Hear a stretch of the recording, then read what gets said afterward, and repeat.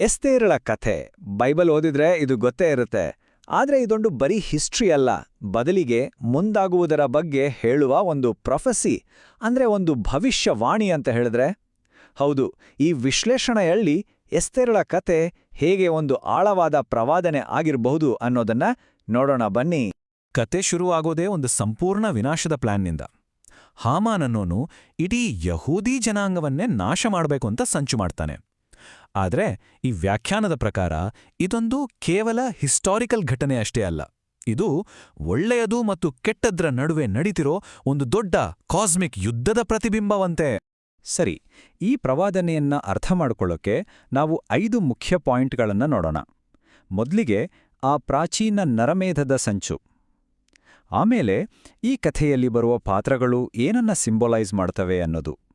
ನಂತರ 2 ಆಜ್ಞೆಗಳು, 2 ಒಡಂಬಡಿಕೆಗಳು. ಹಾಗೆ ಎಲ್ಲವೂ ಪೂರ್ವನಿರ್ಧರಿತವಾಗಿ ಹೇಗೆ ಬದಲಾಗುತ್ತೆ ಅನ್ನೋದು.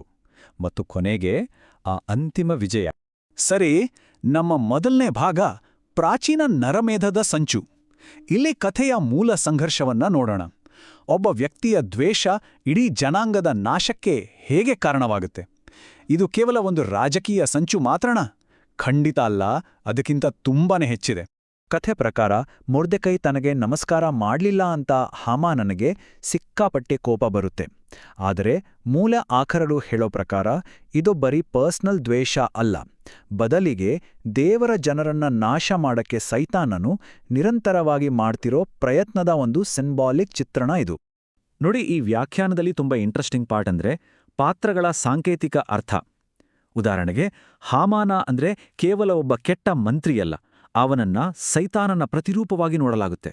ಹಾಗೆ ದೇವರ ಜನರು ಸೈತಾನನ ದಾಳಿಯನ್ನ ಹೇಗೆ ಎದುರಿಸ್ತಾರೋ ಅದೇ ರೀತಿ ಇಲ್ಲಿ ಯಹೂದಿಯರು ಹಾಮಾನನ ಸಂಚನ್ನ ಎದುರಿಸ್ತಾರೆ. ಅಂದ್ರೆ ಇದೊಂದು ದೊಡ್ಡ ಆಧ್ಯಾತ್ಮಿಕ ಯುದ್ಧದ ಭೂಮಿಯ ಮೇಲಿನ ಒಂದು ರಿಫ್ಲೆಕ್ಷನ್ ಇದ್ದಾಗೆ. ಈಗ 2ನೇ ಭಾಗಕ್ಕೆ ಬರೋಣ, ಪ್ರವಾದನಾ ಸಂಕೇತಗಳು.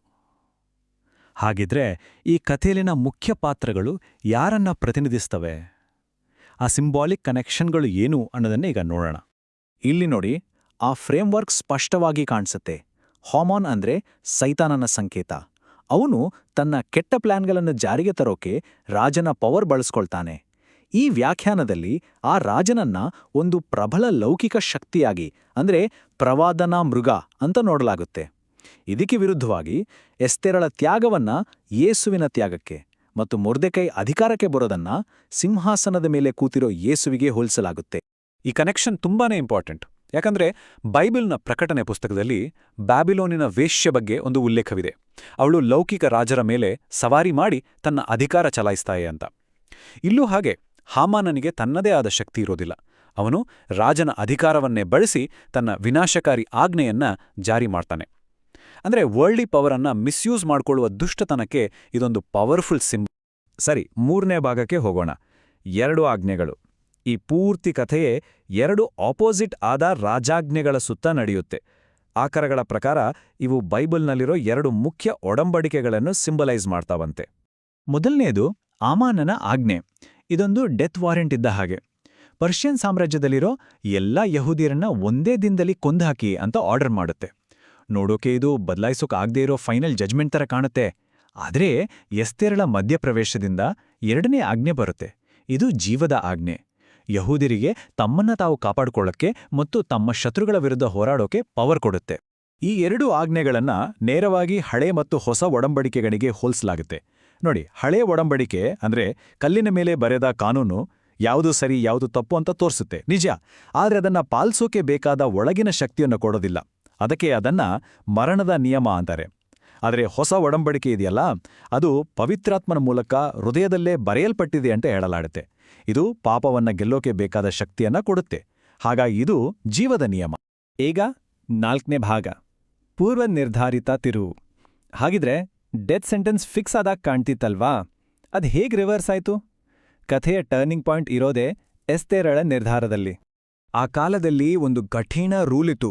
ರಾಜನೇ ಕರಿದೆ ಅವ ಮುಂದೆ ಯಾರೂ ಹೋಗೋ ಹಾಗಿರ್ಲಿಲ್ಲ. ಒಂದ್ವೇಳೆ ಹೋದ್ರೆ ಸೀದಾ ಮರಣದಂಡನೆ. ಅಷ್ಟಿದ್ರೂ ತನ್ನ ಜನರ ಪ್ರಾಣ ಉಳಿಸೋಕೆ ಎಸ್ತೇರಳು ತನ್ನ ಪ್ರಾಣವನ್ನೇ ರಿಸ್ಕಿಗೆ ಇಟ್ಟು ರಾಜನ ಮುಂದೆ ಹೋಗ್ತಾಳೆ. ಅವಳ ಈ ಒಂದೇ ಒಂದು ಧೈರ್ಯದ ಹೆಜ್ಜೆ ಇಡೀ ಕಥೆಯ ದಿಕ್ಕನ್ನೇ ಬದಲಾಯಿಸ್ಬಿಡುತ್ತೆ. ಈ ವ್ಯಾಖ್ಯಾನದಲ್ಲಿ ಎಸ್ತೇರಳ ಈ ಸೆಲ್ಫ್ ಸ್ಯಾಕ್ರಿಫೈಸ್ ಇದೆಯಲ್ಲ, ಇದನ್ನ ಯೇಸುವಿನ ಶಿಲುಬೆಯ ಮೇಲಿನ ತ್ಯಾಗದ ಒಂದು ಪವರ್ಫುಲ್ ಸಿಂಬಲ್ ಅಂತ ನೋಡಲಾಗುತ್ತೆ. ಹೇಗೆ ಎಸ್ತೇರಳ ಮನವಿ ತನ್ನ ಜನರನ್ನು ಉಳಿಸೋಕೆ ಮರಣದ ಆಜ್ಞೆಯನ್ನ ರಿವರ್ಸ್ ಮಾಡ್ತೋ, ಅದೇ ರೀತಿ ಕ್ರಿಸ್ತನ ಮರಣವು ಪಾಪದಿಂದಾಗಿ ಮನುಷ್ಯರ ಮೇಲಿದ್ದ ಆಧ್ಯಾತ್ಮಿಕ ಮರಣದಂಡನೆಯನ್ನ ರಿವರ್ಸ್ ಮಾಡುತ್ತೆ ಅಂತ ಹೇಳಲಾಗುತ್ತೆ. ಆದರೆ ಇಲ್ಲೊಂದು ಇನ್ನೂ ಡೀಪ್ ಆದ ವಿಷಯ ಇದೆ.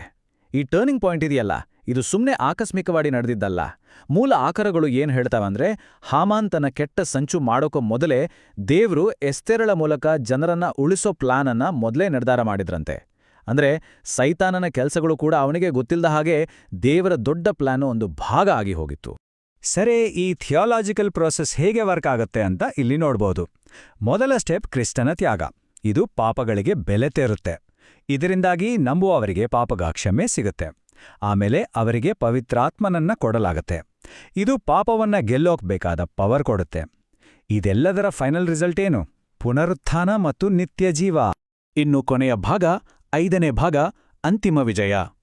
ಈಗ ಈ ಎಲ್ಲ ಸಿಂಬಾಲಿಕ್ ಪ್ಯಾರಲಲ್ಗಳು ಒಂದು ಗ್ರ್ಯಾಂಡ್ ಫಿನಾಲೆಗೆ ಹೇಗೆ ಬಂದು ಸೇರುತ್ತವೆ ಮತ್ತು ದೇವರ ಪ್ಲಾನ್ ಹೇಗೆ ಪೂರ್ತಿಯಾಗುತ್ತೆ ಅನ್ನೋದನ್ನ ನೋಡೋಣ. ಕತೆಯ ಕೊನೆಯಲ್ಲೇನಾಗುತ್ತೆ?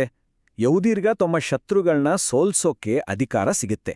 ಅದೇ ರೀತಿ ಈ ಪ್ರವಾದನೆಯ ವ್ಯಾಖ್ಯಾನದ ಪ್ರಕಾರ ನಂಬುವವರು ಕೂಡ ತಮ್ಮ ಆಧ್ಯಾತ್ಮಿಕ ಶತ್ರುವನ್ನ ಗೆಲ್ಲೋಕೆ ಶಕ್ತಿ ಪಡಿತಾರೆ. ಆದರೆ ಆ ಶಕ್ತಿ ಅವರಿಂದ ಬರೋದಲ್ಲ, ಬದಲಿಗೆ ಅವರೊಳಗಿರೋ ಪವಿತ್ರಾತ್ಮನಿಂದ ಬರುತ್ತೆ ಅಂತ ಮೂಲ ಆಕರಗಳು ಸ್ಪಷ್ಟವಾಗಿ ಹೇಳ್ತವೆ.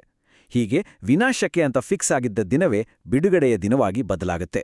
ಈ ಪೂರ್ತಿ ವಿಶ್ಲೇಷಣೆ ನಮ್ಮುಂದೆ ಒಂದು ದೊಡ್ಡ ಆಳವಾದ ಪ್ರಶ್ನೆಯನ್ನ ಇಡುತ್ತೆ. ಇಡೀ ಹಿಸ್ಟ್ರಿ, ಅದರಲ್ಲಿ ನಡೆಯೋ ಕೆಟ್ಟ ಘಟನೆಗಳು ಕೂಡ ಮೊದಲೇ ನಿರ್ಧರಿಸಿದ ಒಂದು ದೈವಿಕ ಪ್ಲಾನ್ನ ಭಾಗವೇ ಹಾಗಿದ್ರೆ ಮನುಷ್ಯನ ಆಯ್ಕೆಗೆ, ಅಂದ್ರೆ ಫ್ರೀವಿಲ್ಗೆ ನಿಜವಾದ ಅರ್ಥವಾದ್ರೂ ಏನಿದೆ?